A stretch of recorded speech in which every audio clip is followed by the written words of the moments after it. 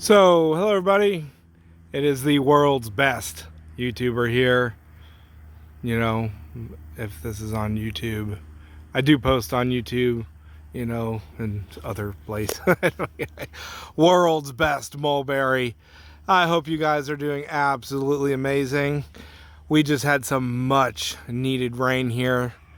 Our springs for the past few years have been very dry, and the fruit tends to suffer from that on a lot of the berry trees. But some beautiful, beautiful rain this evening.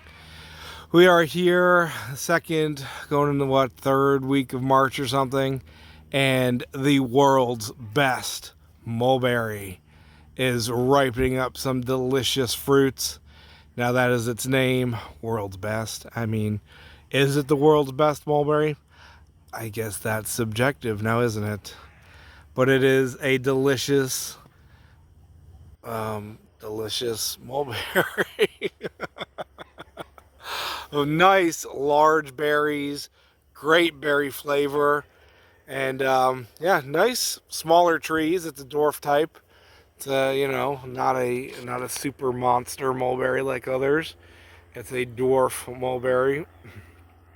Though keep in mind that dwarf for mulberry still means they can get 20 plus feet tall, but that's versus 100 feet tall for a full size. And yeah, world's best mulberry. I'm going to pick one of these delicious berries right here. Now, some of these are ripe, but not like full ripe, so they're not plump ripe. Let's see. Very good. Now, you can pick them out a bit of a range. When they get full, plump, fat ripe, they have almost no acid to them. When they're not plump but ripe, they can have a little bit of acid to them, but a really good flavor on both ends. Just if you like a bit of acid, it complements it really nice. So you can have a range of harvest on the berries. No, now I have a little crunch to it still, but delicious, berry delicious flavor. So let's talk about the world's best mulberry. Remember, that's its name.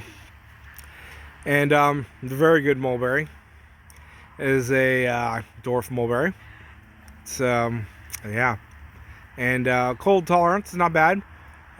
Easily, I've had customers tell me, easily survive down into the single digits, which surprised me for it being a pretty much a tropical, subtropical type.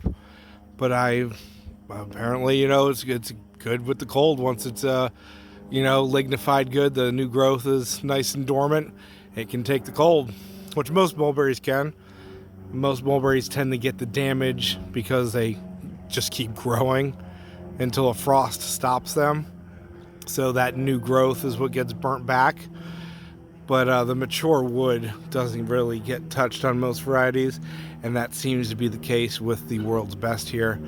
If it is completely dormant, it survives the cold just fine.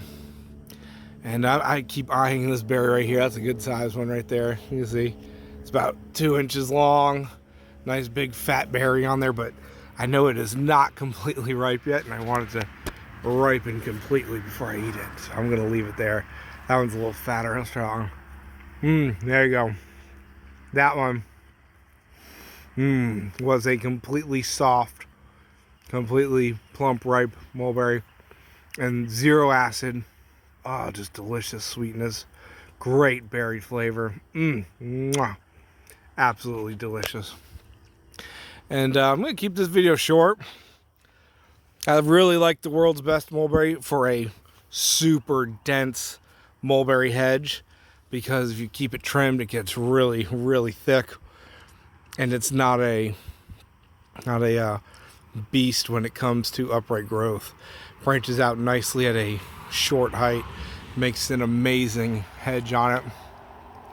And yeah, not a good one if you want a canopy for shade, but a good one for a dense fruiting hedge. Definitely. And there you go, guys. World's best mulberry. definitely one you should grow. It is an early type, early to mid-season type, and nice, very large, fat, thumb-sized, 2-inch kind of berries. These are actually a bit small, and that's just because we are dry. If you irrigate your trees or if you have good rainfall, we got to keep in mind a lot of these berries will be much, much larger. And that's the case with most of my mulberry varieties here in Florida. They're coming ripe right when it's our driest part of the year, and that tends to leave the fruit a bit on the small side, but the flavor, it really hits with the flavor. So yeah, grow food, guys. Grow world's best mulberry because it's super productive, super easy to grow, very manageable. It can be grown in pots anywhere in the world, anywhere in the country, no matter what zone you're in. Stick it in a large pot and you will get delicious, nutritious mulberries. So definitely a good one.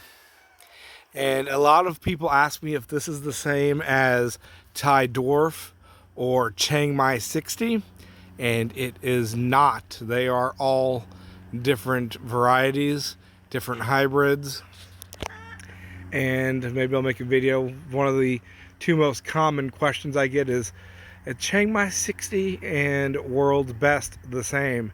And they are not. And actually, I'll probably go make a video right now after this one. So, love you guys. Grow food. Thank you for watching. Wherever you're watching this from, keep following me. And, yeah, keep on going. Growing food is the most powerful thing you can do. And it tastes so freaking good. Because trust me, guys, you cannot buy this in the store. You just can't. And I am really just wanting to sit here and eat this big mulberry right there. I want it to ripen up a little more. I'll eat it tomorrow morning probably. I'll suffer this little one. Look at all of those fruits. And the season on World's Best here is a bit shorter than some of the other ones. It goes from about the beginning of March, you'll start getting ripe berries, till about April. It's got about a month season on it. You know, it'll fade out into April. So about a month and a half. And if you prune it, it will fruit later in the fall really nicely too. And the one good thing about World's Best is that the summer berries, the fall berries, do not lack flavor and, you know, texture wise. A lot of mulberries, if you cut them back, or even some blackberries, you know, like those, the multiple fruiting throughout the year varieties, for some reason, just the second crops outside of spring just don't taste good. But with World's Best, even if you cut it back or it fruits on its own, the second berry crop has just the same amount of quality as the spring crop here. So maybe that's why it's called World's Best. I don't know. World's Best. 2 or 3 crops that aren't lacking in deliciousness. Right? Maybe that's the case. See you later, guys. Love you. Grow food. Just think, you could be eating that mulberry right there, but I'm going to be eating it without you. Sorry. I know I'm a horrible, horrible person. But look at that beautiful World's Best mulberry hedge. There's probably about 60 ripe berries on this right now. I'm gonna go pick them all and eat them for dinner. Oh yeah. Love you guys. Thank you for watching. Grow food. See you later.